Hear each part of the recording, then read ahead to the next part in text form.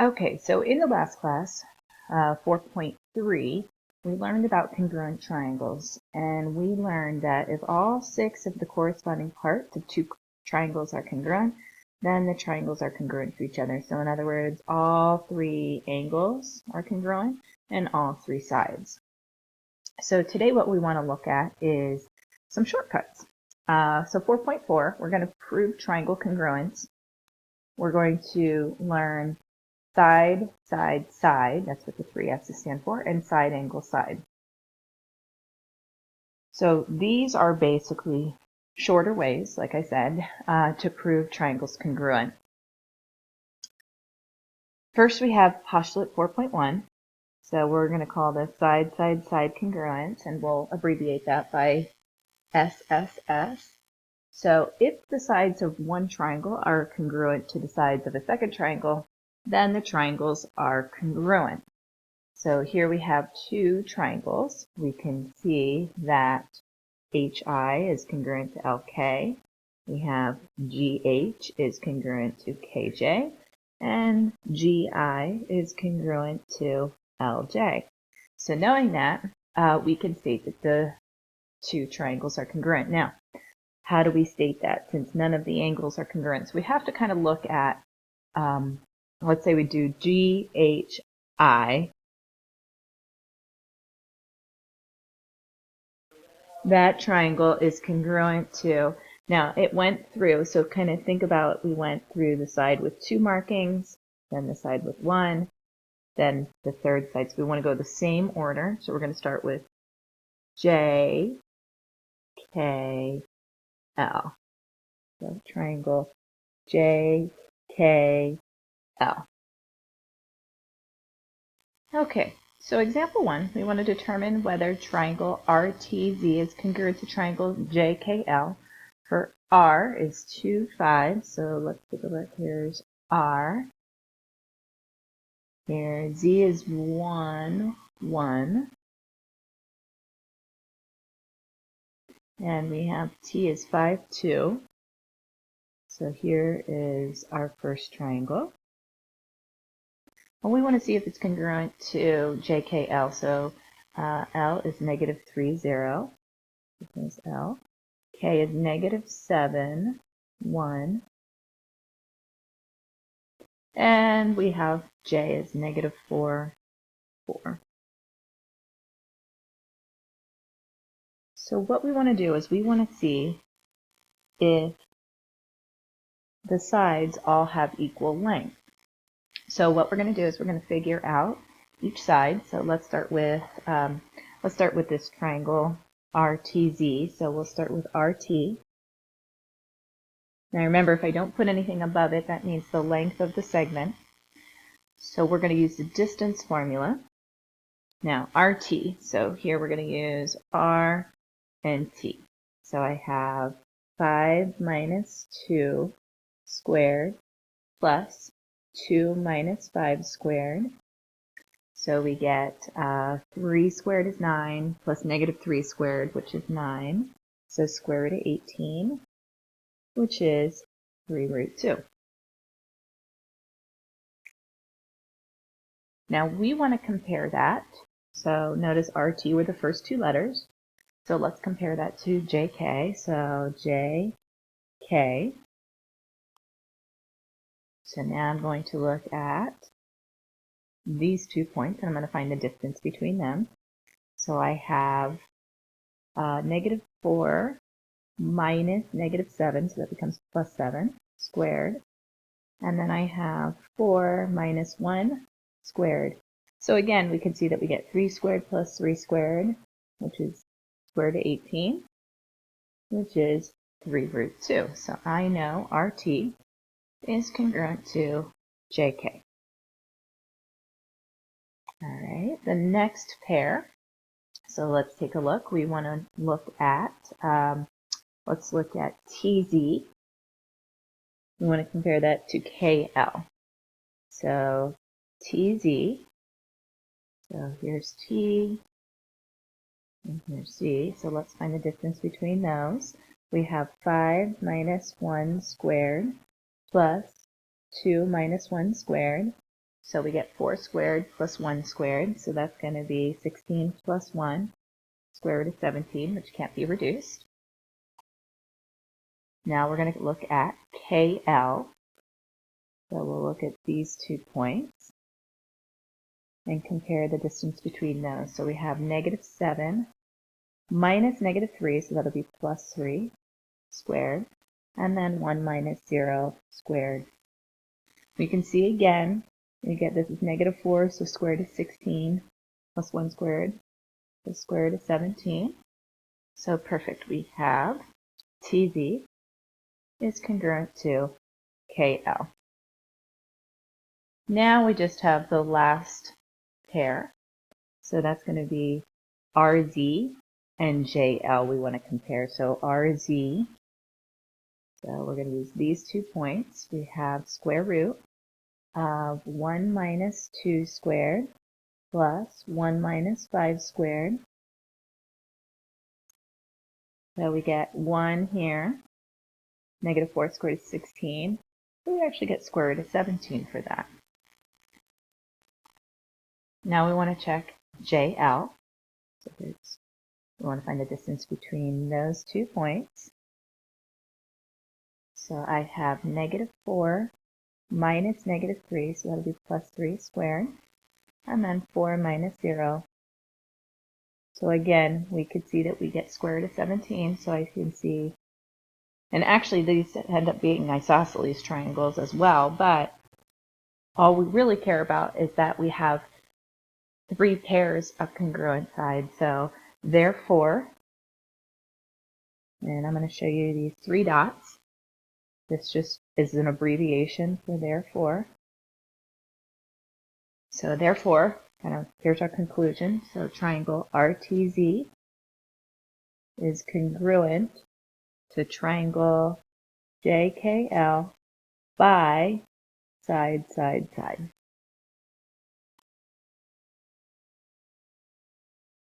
Okay, next we want to look at side angles, side congruence. Again, this is a postulate.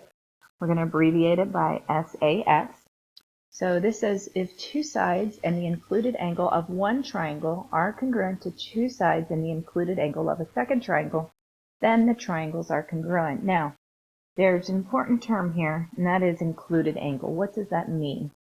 So if we look at the 2 sides that we know are congruent, where those 2 sides meet, that's considered the included angle. So not here and not here. It's got to be between the 2 sides that we know are congruent. So looking at this triangle, GH, we can see that's congruent to KJ. We can see HI is congruent to LK. And we see angle H is congruent to angle K. Those 2 are the included angles. So the triangles that are congruent, again, we need to make sure that we go the first one could be listed however we want, but the second one has to match up with the markings. So I'll call this GHI congruent to triangle. So it has to be, since I'm going through the side, right, GH goes through 2, then it goes through the included angle, and then 1. So it has to start here, J, K, L.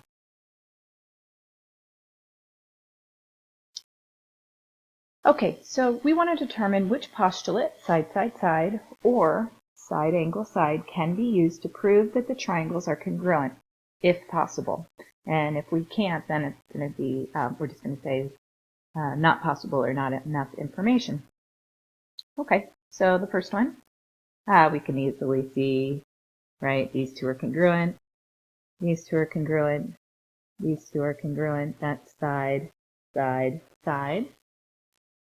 This basically has 3 pairs of angles, but that is not a congruence, right? So this one's not possible. Okay, next one, let's take a look at C. So we have a pair of sides, we have an angle, and they share a side. So actually this one, and if we look, right, this is the included angle here, and then same for this triangle. So this is side, angle, side. And then we have D. This is a side that they both share. So whenever they share a side or share an exact angle, it's good to actually label that. And then you can see we have side, side, side, side, side, side. So those two triangles are congruent by side, side, side postulate. All right, so let's take a look at a couple of proofs that have to do with either side, side, side or side, angle, side. So that's what we're going to use, side, side, side, or side, angle, side. So what we want to look for exactly after we write down the given is trying to get three sides that are congruent or two sides in an included angle. So let's write down what we first know. We know x is the midpoint of BD. And we are also given x is the midpoint of AC. So we know what exactly? So if x is the midpoint of BD, yeah, that means dx congruent to xb.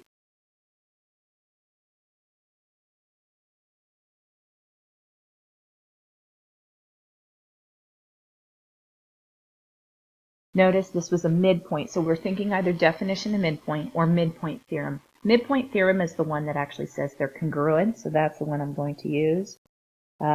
Definition of midpoint says the two segments are equal. Since we're looking for congruence here, I'm going to use, as I said, midpoint theorem.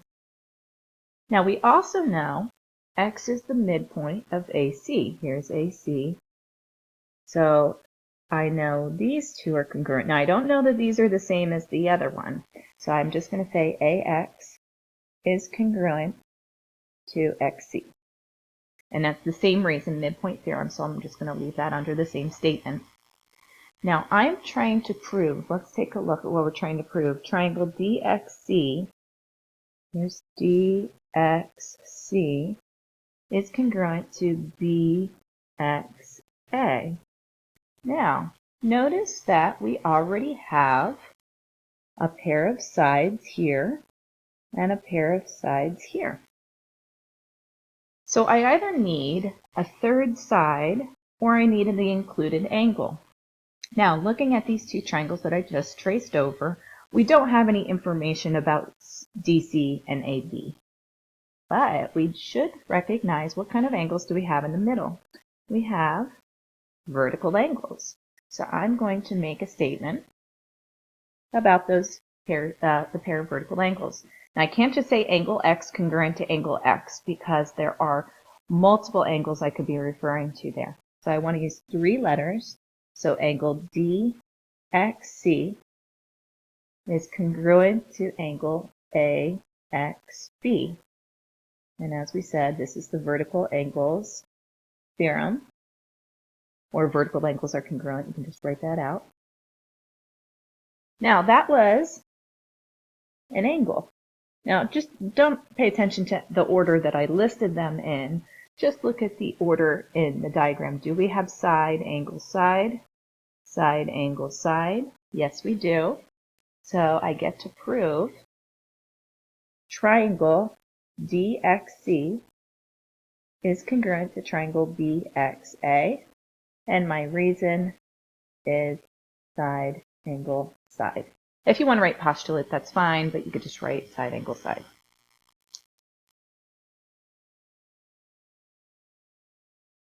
Okay, next. Let's take a look in the picture. We have AB is congruent to CD. So here's AB. Here's CD. I'm going to mark those congruent. That's given. And we also know AB is parallel to CD.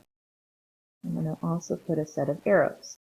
Now, I'm trying to prove AD is congruent to BC. So here, these two sides I want to get to be congruent.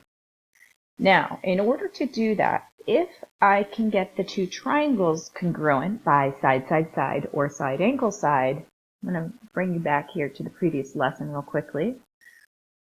We learned this. Corresponding parts of congruent triangles are congruent. So in other words, if we can get the triangles to be congruent by one of those two shortcuts, then any of their other corresponding parts will be congruent. So taking a look at our picture that we have here. So far we have one pair of sides that we were given were congruent. So I have one pair of sides here. But what else do we notice? Well, they share a side, they share BD, and since we have parallel lines, what we can possibly look for, kind of imagine if these lines were extended, right? And this would be a transversal, we would have these two angles are alternate interior angles. So I know angle ABD is congruent to angle CDB. My reason, you can write alternate interior angles theorem or parallel lines imply alternate interior angles congruent. So there's my pair of angles. And what did I mention earlier? I mentioned that they share a side. Now I actually need to include that. So I'm actually going to put that as a statement. Many of you were asking previously, why do I need to know, why would we have to put this in here? Well, we need to have three clear statements of congruence, either side, angle side, or side, side, side. So I do need to make that statement that shows BD is congruent to BD. My reason, those of you that remember the reflexive property of congruence, you don't need to write all the property of congruence. You can just write reflexive. That's fine. Now, I know these two triangles are congruent to each other, which makes all of their corresponding parts. So I know based on these two triangles congruent, I know AD is going to be congruent to BC, but I have to state the triangles are congruent first. So I'm going to write triangle ABD is congruent. Now it's ordered. It's important to get the order correct. So I'm going to start with C, D, B, and again my reason is going to be side, angle, side, right? Because we have the two sides and the included angle in each of those triangles. And now we have AD is congruent to BC, and our reason is corresponding parts of congruent triangles are congruent. CP, DTC. Okay, so do not go on to this assignment. We will actually do the assignment in class. All you need to do for the next class, just come to class with these notes filled out, and we will do the assignment in class together.